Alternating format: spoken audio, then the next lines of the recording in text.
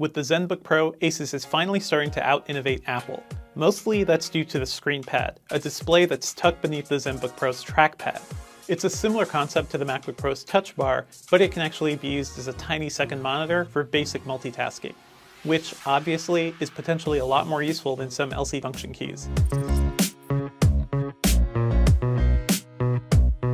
The screen pad isn't quite perfect, but it's one of the most intriguing twists on modern laptop designs that we've seen. We've seen similar attempts at throwing a screen into a touchpad as far back as 2010, when Acer introduced the Aspire Ethos. But that trackpad was slow and clunky.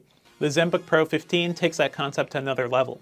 The screen pad is a 5.5-inch 1080p display underneath a glass covering. When it's off, it looks and feels just like a typical smooth trackpad, but when it's on, it makes the ZenBook Pro look truly distinct.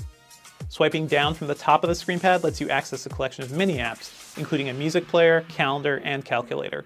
There's also a launcher that can quickly open up Windows programs, which is nice in theory, but pretty buggy in its current state. I was more impressed with the screen pad apps that served as companions to commonly used software.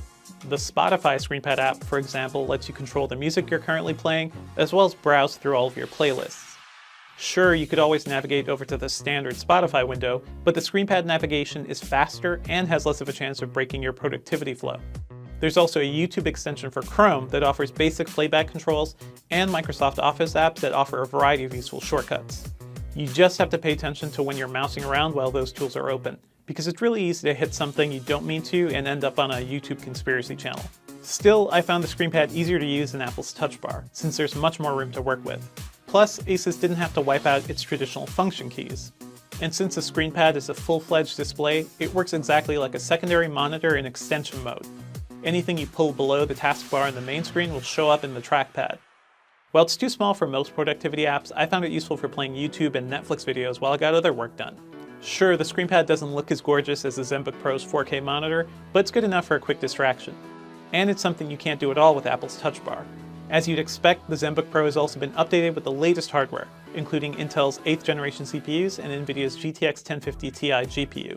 The ZenBook Pro has been chasing Apple's MacBook Pro for years, right down to the unibody aluminum case.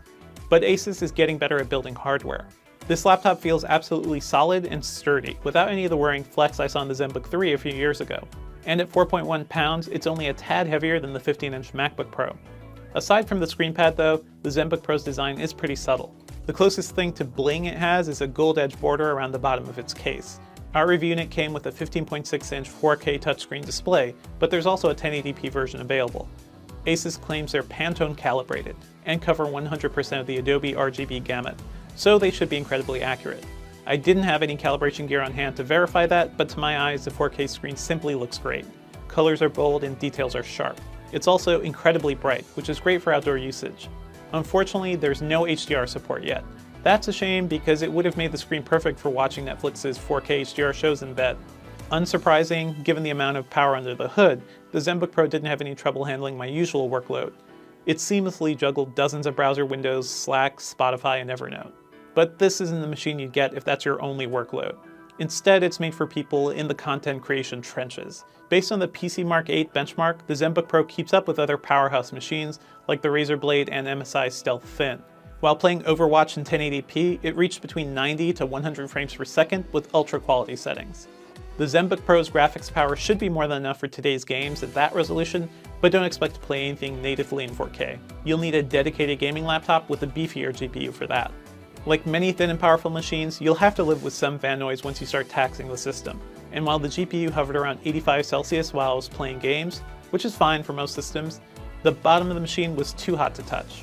Battery life was a disappointment, unfortunately. The computer lasted just 4 hours and 20 minutes with our usual benchmark, which involves looping an HD video until the system dies, while the screen pad was set to 50%.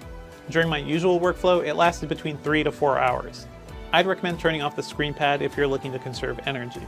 On most workhorse PCs, we typically saw at least 8 hours of juice, and the 13-inch MacBook Pro lasted over 12 hours. We tested one of the more powerful ZenBook Pro configurations, with a Core i9 6-core CPU, 16GB of RAM, and a 512GB SSD. It also has almost every port you'd need, including 2 traditional USB 3.0 ports, 2 Thunderbolt 3 USB-C connections, an HDMI port, and a microSD card slot. It would have been nice to see a full-size SD card tray though, since there's certainly more than enough room to fit one. The ZenBook Pro 15 starts at $2299, $100 less than the MacBook Pro. ASUS has little chance of convincing Mac diehards to give up on Apple, but the ZenBook Pro's combination of performance and innovation might be enough to sway PC users away from alternatives like the Dell XPS and HP Spectre. And if you don't need the screenpad at all, then you can save a bunch and get a similarly spec'd ZenBook Pro with a normal trackpad for around $1,800. The ZenBook Pro 15 has a lot going for it: powerful hardware, a great display, and the truly innovative screenpad. It's just a shame it's held back by its poor battery life, which is simply unforgivable today. Still, I give ASUS credit for doing something new for once. Not everybody needs a screenpad, but plenty of people would want one.